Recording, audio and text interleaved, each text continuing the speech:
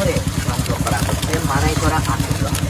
তারপর চাপিয়ে রাখা বড় কড়াইয়ে সেই রস জাল দেওয়া হচ্ছে, আর এভাবেই তৈরি হয় সুস্বাদু আখের গুড়।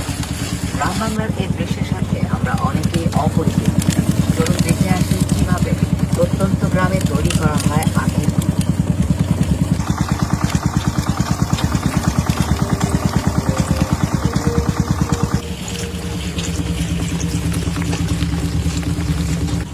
মৌলভীবাজারের কুলাউড়ার মাদানগর গ্রামে ধান ঘরে উঠায় পিঠা পায়েস তৈরির ধুম লেগেছে। সেই সাথে বেড়েছে রসের গুড়ের চাহিদাও। রেনু মিয়ার দিন যাচ্ছে খুব ব্যস্ততায়। প্রতি কেজি রস ও গুড় যাচ্ছে 150 টাকায়। ক্রেতাদের অধিকাংশই স্থানীয়। ব্যবসা ভালো হয় তার মতো অন্য চাষিরাও খুশি।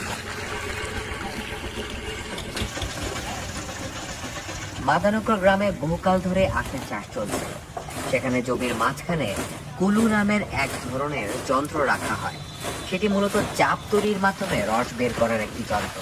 একটি শক্ত বাঁশের এক প্রান্তে কুলু বাঁধা থাকে, অন্য প্রান্তে ট্রাক্টর ব্যবহার করা হয় মাড়াইয়ের কাজে। ট্রাক্টর ঘুরছে আর যন্ত্রে দেওয়া আখ থেকে রস বেরোচ্ছে। ওই রস একটি পাত্রে জমা হয়। পাত্র ভরে গেলে পাশের চুলায় রাখা বড় কড়াইয়ে নিয়ে ফেলা হয়। চুলার আগুনে রস উত্তপ্ত হলে তৈরি হয় গুড়। মজার ব্যাপার হচ্ছে এই কাজে আলাদা করে জ্বালানির প্রয়োজন পড়ে না। আখের ছোবরাই জ্বালানি হিসেবে ব্যবহৃত হয়। এখন যে 8 টিন রস দিব এক কড়াইয়ের মাঝে, 1 টিন গুড় হইব, 8.5 টিন 8 টিন গুড় দিব, 1 টিন গুড় হইব। আমরা 3,3200 মালা বিক্রি হইব। তো আল্লাহ ইল্লে আমরা ভালো কোনো অসুবিধা না, 3 থেকে আমরা গুড় ভালো।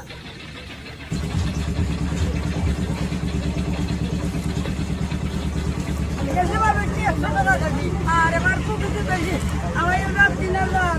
আমার তিন কেজি 2830 কেজি মানুষ সিটান যাই পাখি আই সিলেট পাখি আই কুলাউড়া পাখি আই শিলিগুড়ি পাখি আই আইয়া অন্তরে নেই। প্রতি বছরের কার্তিক মাস থেকে পরের বছরের বৈশাখ পর্যন্ত আখ মারাই চলে। এরকম একটি মৌসুম শেষে রেনু মিয়ার লাভ থাকতে পারে 60 থেকে 70 হাজার টাকা। আখ চাষিরা জানালেন মাঝে কয়েক বছর তারা সবজি চাষে ঝুঁকে পড়েছিলেন, কিন্তু বন্যার অভাবে চরে আগের মতো পলি জমে, তাতে সবজির ফলনও তেমন ভালো হয় না। তাই গত 3 বছর ধরে পুনরায় তারা আখ চাষে নেমেছেন এবং অন্যান্য বারের চেয়ে এবার ফলনও ভালো হয়েছে।